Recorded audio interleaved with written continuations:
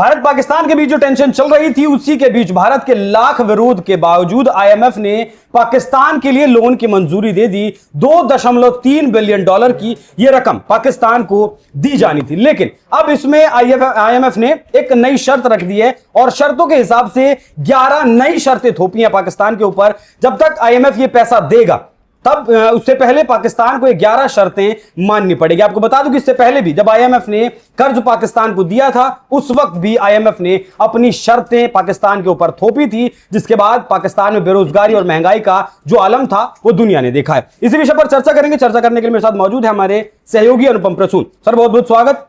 ये जो अभी आईएमएफ ने लोन भी नहीं दिया, उससे पहले 11 शर्तें लगा दी, कौन कौन सी शर्तें हैं सर वो? देखिए, आज 18 तारीख है और संभवतः आज पाकिस्तान को ये 1 बिलियन डॉलर का लोन मिलना था आईएमएफ के जरिए, और इसके बाद 1.4 बिलियन, मतलब टोटल मिलाकर 2.4 बिलियन डॉलर का लोन आईएमएफ ने अप्रूव किया था। उससे पहले मतलब जो पिछला लोन था पाकिस्तान का, उसके ऊपर 39 शर्तें लगाई गई थी। अभी तक 39 कंडीशंस थी आईएमएफ की तरफ से पाकिस्तान के ऊपर, लेकिन ये जो इंडिया और पाकिस्तान का टेंशन बढ़ा, उसमें ऐसा आईएमएफ को लगता है कि पाकिस्तान शायद जो अब लोन ले रहा है उसे चुकाने में और भी ज्यादा दिक्कतें आ सकती हैं। दिक्कतें पहले भी आ रही थी, लेकिन अब शायद ये दिक्कत और ज्यादा बढ़ सकती है पाकिस्तान के लिए। इसलिए आईएमएफ ने 11 ऐसे कंडीशंस लगाए हैं ताकि वो अपने पैसे को सही समय पर और वापस कर सके। वक्त से पहले रिकवर कर सके। मतलब वो अपने पैसे पर, आईएमएफ अपने पैसे पर कोई भी जोखिम नहीं उठाना चाहता है, और उसका एक सिंपल सा ये मानना है कि पाकिस्तान का रवैया, पाकिस्तान की आर्थिक स्थिति जो इस वक्त है, हो सकता है कि अगर पाकिस्तान अगली बार जब आईएमएफ के पास जाए तब तक उसकी हालत और ज्यादा खराब हो जाए। अब आईएमएफ को ऐसा क्यों करना पड़ा? अचानक से इस बार देखा गया कि पाकिस्तान ने अपने रक्षा बजट में बढ़ोतरी कर दी, 12% और की बढ़ोतरी हो गई है। तो ये जो बढ़ोतरी हुई उसने आईएमएफ को एक झटका दिया। आईएमएफ ने उसे पहले ही ये कह रखा था कि आपको किसी भी सूरत में, मतलब ऐसा कोई कदम नहीं उठाना है जिससे ये पता चले कि पाकिस्तान जंग की तरफ जा रहा है। अब इसे ऐसे समझिए कि भारत पाकिस्तान का जो टेंशन हुआ, उसमें आकलन यही किया जा रहा है कि पाकिस्तान को 1000 करोड़ रुपए के आसपास का नुकसान हो गया है, उससे ज्यादा नुकसान हो गया है। तो ऐसी स्थिति में आईएमएफ को लगता है कि पाकिस्तान एक ऐसे कंडीशन में पहुंचता जा रहा है जहां वो लोन लेकर उसे चुकाने की हालत में नहीं रह पाएगा। इसलिए ये 11 शर्तें लगाई गई हैं आईएमएफ की तरफ से। 39 शर्तें पहले से थी, अभी 11 और लगा दी गई, कुल 50 कंडीशन हो गए। हाँ, 50 शर्तें हो गई हैं अब ये कुल मिलाकर। अब वो कंडीशंस कौन कौन सी है और इसका पाकिस्तान पर क्या असर पड़ने वाला है, ये भी जरा दर्शकों को जानना और समझना चाहिए। हम तो पहले से ही जानते हैं कि पाकिस्तान में आटे की मारामारी, चीनी की मारामारी, दूध की किल्लत, ये सब पहले से ही पाकिस्तान झेल रहा है। वहां की आवाम, आप देखते होंगे बार बार एक वीडियो वायरल भी होता है, महंगाई से वहां की आवाम त्राहिमाम कर रही है। त्रस्त इतनी हो गई है कि अपनी शहबाज सरकार को कोसती रहती है। लेकिन अब जो कंडीशंस 11 लगाए गए, उनमें तो 4 कंडीशन ऐसे हैं जिससे सीधा सीधा उस आवाम पर और भी भारी टैरिफ का बोझ बढ़ने वाला है। अब पहला कंडीशन क्या है? पहला कंडीशन ये कहा है आईएमएफ ने कि आप अपने बिजली दरों में संशोधित प्रस्ताव लागू करिए। अब इसका मतलब ये हुआ कि जो कीमतें अभी हैं उस पर कीमतें बढ़ सकती हैं, और ये कीमतें ऐसी नहीं बल्कि 2 गुनी से भी ज्यादा हो सकती हैं। तो ऐसे में पाकिस्तान में बिजली की किल्लत पहले से है, जहां बिजली जा रही है वो उनकी जेब खाली कर दे रही है। और अब जो आईएमएफ ने कंडीशन लगाया है उसे आज नहीं तो कल शहबाज शरीफ सरकार को मानना ही पड़ेगा। तो उस कंडीशन को मानते हुए अब वहां बिजली के टैरिफ आने वाले दिनों में बढ़ जाएंगे। हाँ, बढ़ सकते हैं। ये भी ये सबसे बड़ा कंडीशन लगाया गया। इसके अलावा बिजली बिलों पर कर्ज सेवा के अधिभार में वृद्धि करने का प्रस्ताव जो है वो कहा गया है कि आप संसद से पारित करवाइए। मतलब ये कि जो वहां पर बिजली विभाग से जुड़े हुए जो भी आप सेवा दे रहे हैं लोगों को, जैसे कि मीटर लगाना हो या तार बिछाना हो, तारों का नेटवर्क बिछाना हो, वो सब, उसके लिए आपको और कर्ज की जरूरत है। लेकिन वो कर्ज तभी मिल सकता है, आपको जो लिमिट दी गई थी, आपके संसद ने जो आपको लिमिट दी थी, आप उस लिमिट को पार कर चुके हैं। तो अब अपने संसद से पहले इस चीज को पारित करवाइए कि वो इस कर्ज की लिमिट को बढ़ाए। तीसरा ये कि 3 साल से अधिक पुरानी जो कार थी उनके आयात पर प्रतिबंध हटाने की बात कही गई है। अब देखिए, जब 3 साल की पुरानी कारों पर आयात प्रतिबंध हटेगा, पाकिस्तान हटाएगा, तो उसके लिए उस पर भी टैरिफ बढ़ाया जाएगा, उस पर कीमत बढ़ा दी जाएगी, उसका टैक्स बढ़ाया जाएगा। जो सरकार के खाते में जाएगा और ये कमाई के नए नए स्रोत खोले गए हैं। एक तरीके से ये कहा जा रहा है कि आईएमएफ ने पाकिस्तान सरकार को ये सुझाया कि आपकी कमाई के ये सोर्सेस और बढ़ सकते हैं, आप इस पर अगर काम करें तो इस तरह से कुल ऐसी 11 शर्तें थोपी गई हैं।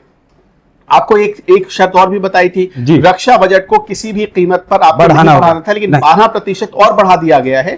पाकिस्तान का ये रक्षा बजट जो बढ़ा है, आईएमएफ ने उस पर ऐतराज भी जताया है। और आईएमएफ ने जो कदम उठाए थे, अभी जो कदम उठाए थे, उस कदम के हिसाब से ये साफ पता चल रहा है कि अगर जो पाकिस्तान सरकार ने कदम उठाए थे, उस कदम से ये साफ पता चल रहा है कि अगर उसी तरह से वो चलता रहा, उसका रवैया रहा, जैसे हमने बताया डिफेंस बजट बढ़ा दिया गया, आपने देखा कि अभी अचानक जो मुआवजे का ऐलान किया गया है आतंकवादियों के लिए, जैसे हाफिज सईद के परिवार वालों के लिए मुआवजे का ऐलान किया गया, उन्हें वहां शहीद का दर्जा दिया गया। आईएमएफ को इस बात पर भी आपत्ति है।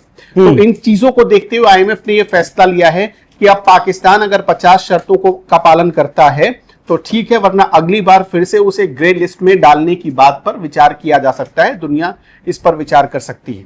नहीं, ये अभी पैसा सर मंजूर हुआ है, मिला नहीं है पैसा। उससे पहले अगर ये संशोधन पाकिस्तान नहीं करता है तो क्या ऐसा भी हो सकता है कि इस पैसे के मिलने में देरी हो या फिर ये पैसा ना मिले? देखिए, आज जो 1 बिलियन मैंने आपको बताया था, जो $1 बिलियन का जो पैसा उसे मिलना था, वो आज 18 तारीख का दिन था जिस पर जो उसे मिलना था। अभी आईएमएफ ने यह कहा है कि आप पहले इनमें संशोधन कर दीजिए, जो आपको 11 प्रस्ताव बताए हैं उन 11 प्रस्तावों पे संशोधन कर दीजिए। इसके बाद जो 1.4 बिलियन के और अमाउंट मिलने थे पाकिस्तान को, वो उसके बाद रिलीज किए जाएंगे। और आईएमएफ ने अब यह भी कहा है कि आपका जो पाकिस्तान का जो कर्ज लेने की क्षमता है, उसको संसद से अप्रूव करवाना पड़ेगा। उस लिमिट को भी पाकिस्तान अभी क्रॉस करने की स्थिति में है, तो वो कर्ज ज्यादा आप ले पाए, इसके लिए आप पहले अपने संसद से मंजूर नहीं सर, अपनी जीडीपी का 63% तो कर्ज वो पहले ही ले चुका है। इस कॉन्फ्लिक्ट के दौरान ही 10 लाख युआन चाइना से उसने कर्ज बढ़वाया, और अब जो है ये जो हम चर्चा कर रहे हैं $2.4 बिलियन आईएमएफ से बढ़वाया। तो यही चीज अभी सामने आई कि उसने पीओके में कुछ हिस्सा, जिसपे अब ये जानकारी आ रही है कि नीलम वैली को चाइना के पास गिरवी रखकर वहां से $400 मिलियन उठाए हैं। इस तरह की बात भी सामने आ रही है। ग्वादर पोर्ट पर चीन के साथ उसने पैसे उठाए, अब ये भी बात सामने आ रही है।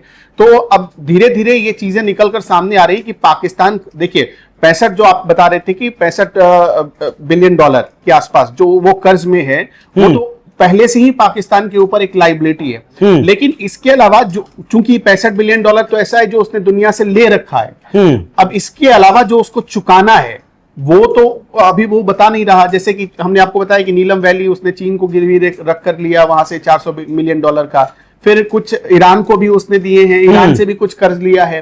तो इस तरह से वो कई देशों से, तुर्की से उसने कर्ज लिए हैं, कई देशों से उसने कर्ज लिए हैं। तो अब पाकिस्तान की यही स्थिति ऐसी ही रही, आईएमएफ ने उसको चेताया भी है कि आपकी स्थिति यही रही तो हो सकता है कि अगले साल आपको ग्रे लिस्ट में भी जाना पड़ सकता है। तो जिस तरीके से ये आपने भी बताया, तो पाकिस्तान को पैसा लेने की आदत तो है, लेकिन पैसा वापस करने की आदत नहीं है। यही कारण है कि अपनी जो प्राइम प्रॉपर्टीज है, पाकिस्तान लगातार वो चीन के हाथों गिरवी रखना हो या फिर और बाकी देशों से जहां से वो कर्जा लेता है वहां गिरवी रखना हो। लगभग $26 बिलियन से ज्यादा का पाकिस्तान के ऊपर कर्ज है, और मतलब जो बाहर के देशों से अलग है, $17 बिलियन से ज्यादा का तो कर्ज वही है। अब देखना वाकई में दिलचस्प होगा कि पाकिस्तान ये पैसा लेकर, बांट तो आतंकवादियों को रहा है, एक आतंकी के बदले 1 करोड़ रुपए मुआवजा देने की उसने बात कही है। ये पैसा चुकाएगी पाकिस्तान की जनता। डीजल और आटे के भाव जो हैं वहां 300 रुपए से ज्यादा पहुंच चुके हैं। आतंकियों को पालने का काम पाकिस्तान अभी भी कर रहा है। आईएमएफ की तरफ से चेतावनी जारी कर दी गई है कि ग्रे लिस्ट में आपको जाना पड़ सकता है। बाकी की जो रकम है आईएमएफ से वो मिलती है या नहीं, उसमें भी वो भी देखने वाली बात होगी। सर बहुत बहुत शुक्रिया आपका। बाकी दर्शकों, आपको ये विषय कैसा लगा, आपको चर्चा कैसी लगी, कमेंट कर जरूर बताइएगा। नमस्कार।